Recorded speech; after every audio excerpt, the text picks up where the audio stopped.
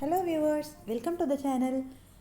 இன்றைக்கி நம்ம சேனலில் அரிசி ரொட்டி எப்படி லிக்விட் மாவு யூஸ் பண்ணி செய்யலான்னு பார்க்க போகிறோம். வாங்க ரெசிபிக்குள்ளே போகலாம். முதல்ல அரிசியை 1 மணி நேரம் நல்லா ஊற வச்சுக்கோங்க, பச்சரிசி.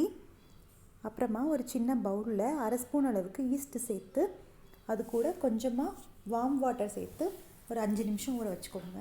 நம்ம அதுக்குள்ளே இந்த மிக்ஸி ஜாரில் அரிசி வச்சு நம்ம அரைச்சிட்டு வந்துடலாம். அரைச்சி எடுத்தாச்சு. அது கூட ஈஸ்ட்டை சேர்த்துக்கலாம். உங்கள்கிட்ட ஈஸ்ட் இல்லைன்னா பரவாயில்ல, நீங்கள் தயிர் யூஸ் பண்ணிக்கலாம். கூடவே 1/4 ஸ்பூன் அளவுக்கு சோடா உப்பு இதை சேர்த்து நல்லா கலந்து விட்டுக்கோங்க. கலந்ததுக்கப்புறமா இதில் ஒரு கைப்பிடி அளவுக்கு முருங்கைக்கீரை, இதில் நம்ம வெங்காயம், கேரட் எது வேணாலும் நம்ம டேஸ்ட்டுக்கு ஏற்ற மாதிரி சேர்த்துக்கலாம். இப்போ நான் இதை பரத்தி விடாமல் அப்படியே ஒரு 1.5 கரண்டி அளவுக்கு மாவு ஊற்றி அப்படியே வச்சிடுறேன். பாருங்கள், பார்க்கவே உங்களுக்கு தெரியும் அது ரொட்டி கன்சிஸ்டன்சியில் கரெக்டாக இருக்குது. இப்போ இதை நம்ம திருப்பி போட்டுக்கலாம். திருப்பி போட்டு கொஞ்சம் லைட்டாக அப்படி ப்ரெஸ் பண்ணுங்கள். ப்ரெஸ் பண்ணிங்கன்னா அது ஈவனாக எல்லா பக்கமும் கலர் சேஞ்ச் ஆகி நல்லா வேக ஆரம்பிச்சிடும்.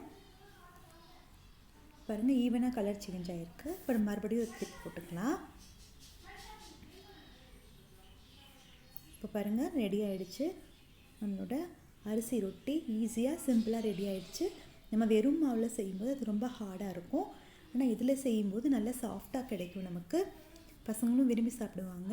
இது நான் கொஞ்சம் கனமாக தான் ஊற்றிருக்கேன். பாருங்கள், அப்படி ஸ்ப்ரெட் பண்ணாமல் ஊற்றிருக்கேன்.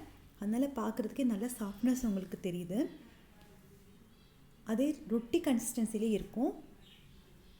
இது பாருங்கள், நான் கொஞ்சம் நல்லா ஸ்ப்ரெட் பண்ணிட்டேன் மாவை. அதனால் ஒரு மாதிரி ரொம்ப கிறிஸ்பான மாதிரி ஆயிடுச்சு.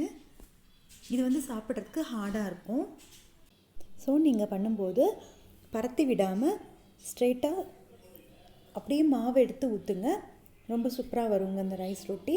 நீங்களும் ட்ரை பண்ணி பார்த்துட்டு எனக்கு எப்படி இருந்துச்சுன்னு கமெண்ட்ஸில் சொல்லுங்கள். நம்மளோட சேனலை மறக்காமல் சப்ஸ்கிரைப் பண்ணிக்கோங்க. தேங்க்ஸ் ஃபார் வாட்சிங்.